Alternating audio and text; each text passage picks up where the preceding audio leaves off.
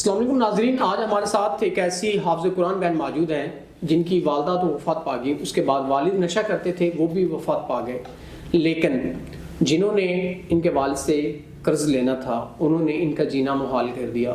ان کے دروازے پہ آتے ہیں اور طرح طرح کی ان سے باتیں کرتے ہیں، واہیات قسم کی۔ آپ باقی جانتے ہیں ان سے کیا وہ کہتے ہیں۔ السلام علیکم۔ وعلیکم السلام۔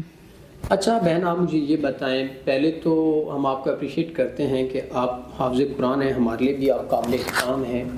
اس کے بعد آپ ہمیں اپنے ساری زندگی کے احوال بتائیں، کس مصیبت سے آپ گزر رہی ہیں؟ جیسا کہ آپ نے بتایا سر کہ میرے والد ایک مطلب کہ وہ نشہ کرتے ہیں سر، اور نشہ کرنے کی حالت میں وہ اس دنیا سے چلے گئے۔ میری والدہ میں چھوٹی تھی تبھی وفات پا گئی تھی، اور میرے باپ نے مجھے پالا پوسا، جیسے بھی کر کے قرض لے کے جو بھی کر کے، وہ مجھے نہیں علم، کیونکہ میں گھر سے باہر نہیں نکلتی سر، اور آج ہی مجبوری مجھے باہر لے کے آئی ہے، کیونکہ جن سے میرے والد نے قرض لے کے مجھے پالا، جیسے کیسے بھی کر کے انہوں نے میری پرورش کی، اور جن سے قرض لیا مجھے کوئی علم نہیں تھا، اور میرے جب والد وفات پا گئے اس کے بعد وہ جو قرض جن سے لیا تھا وہ ہمارے گھر میں آ کے بدتمیزی کرتے تھے۔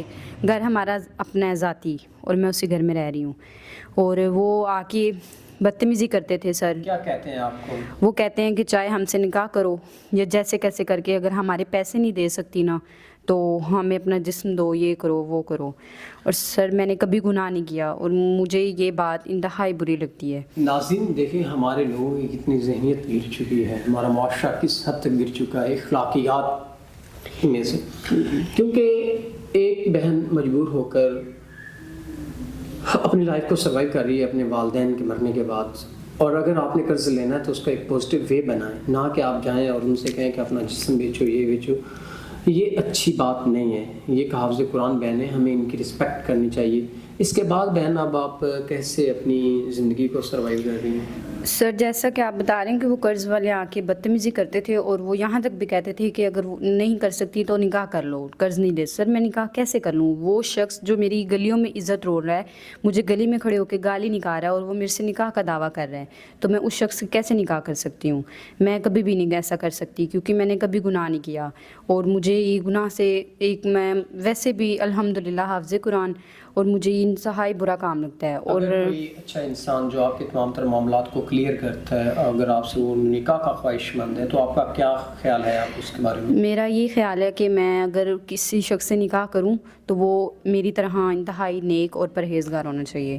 میں اس کے پاس اتنے وسائل ہوں، آپ کو باہر لے جائے پاکستان سے؟ جی کوئی مسئلہ نہیں ہے سر۔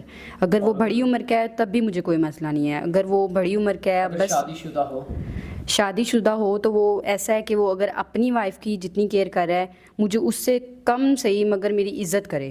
مجھے بس عزت کرنے والا چاہیے، نہ کہ مجھے پھر سے وہی یہ گالیاں گلوچ اور یہ واہیات باتیں مجھے یہ اس کے منہ سے سننے کو نہ ملے سر۔ ناظرین، اگر کوئی ایسا انسان جو ان سے نکاح کا خواہش مند ہے، جیسا کہ بہن نے بتا دیا کہ عمر کا بھی ان کو مسئلہ نہیں ہے، اور پہلے شادی شدہ ہے، وہ بھی کوئی مسئلہ نہیں ہے، اگر کوئی باہر لے جانا چاہتا ہے وہ بھی کوئی مسئلہ نہیں ہے، لیکن انسان عزت دار ہو جو ان کی عزت اور رسپیکٹ کرے، ہر جگہ ان کی عزت بنائے، تو ہم امید کرتے ہیں کہ آپ نکاح کو عام کریں، نہ کہ زنا۔ ہمیں نکاح کو پروموٹ کرنا چاہیے، اور امید کرتے ہیں کہ آپ اس بہن کے تمام تر مسائل کو مد نظر رکھتے ہوئے ان سے نکاح کریں گے۔ اسی کے ساتھ اپنے میزبان نواب احمد کو دیں اجازت۔ خدا حافظ۔